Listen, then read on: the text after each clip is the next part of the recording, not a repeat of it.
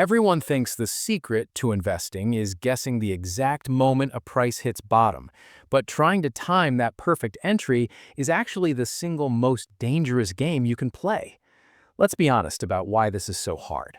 When you look at a graph of the stock market from 10 years ago, the low point is obvious. It looks like a sharp V shape, and you tell yourself that if you had been there, you would have bought right at the bottom tip of that V. But that is a trick your brain plays on you. In real time, a low point does not look like a V. It looks like a line that is crashing straight down with no end in sight.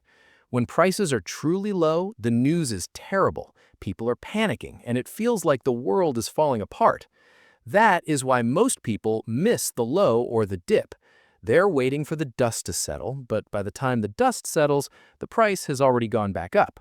So if we cannot use our gut feeling because fear gets in the way, we need a different tool to measure where low is. We need to understand the difference between price and value. Think of it like buying a house. If a house is listed for $500,000, that is the price. But if you know that every other similar house in the neighborhood sells for $700,000, you know the price is low. You did not need a chart to tell you that. You compared the price tag to the actual worth of the building. In the stock market, we do this by looking at how much money a company actually earns. Imagine a machine that prints $100 a year. That's its earnings. If someone offers to sell you that machine for $200, that is a very low price. You make your money back in 2 years. If they want to sell it to you for $10,000, that is a high price. It would take you a lifetime to make your money back. This relationship between the price you pay and the money the company makes is called valuation. When the price is low compared to the earnings, that is where low really is. It has nothing to do with the squiggly line on the chart and everything to do with what you're getting for your money. But there's a catch. Even if you understand value, knowing the exact bottom is impossible. It's like trying to catch a falling knife. You might grab the handle or you might cut your hand. The price can always go lower than you think. This is where most smart beginners get stuck. They do the math, they see the value, but they freeze because they're scared it will drop another 10%. So here's the solution that removes the guesswork entirely. It's a strategy called dollar cost averaging. Instead of trying to dump all your money in at the perfect moment, you buy a little bit continuously. Think about filling up your car with gas. You don't wait for the global oil prices to hit a 10-year low before you fill your tank. You just fill it up when you need to. Sometimes gas is cheap and you feel good. Sometimes it's expensive and you feel annoyed. But over the course of a year, you paid the average price. You survived.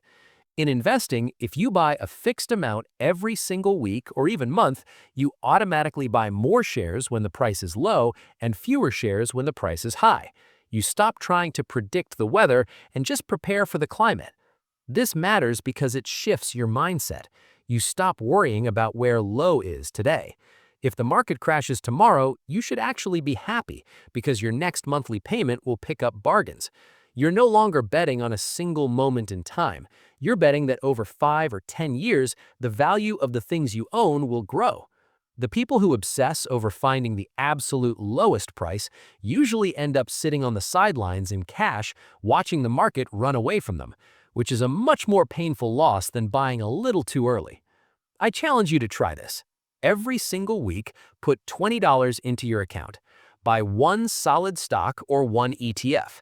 Do it no matter the price. No guessing, no timing, just consistency. Do this for 2 years straight. Then stop and look. Add up how much cash you put in.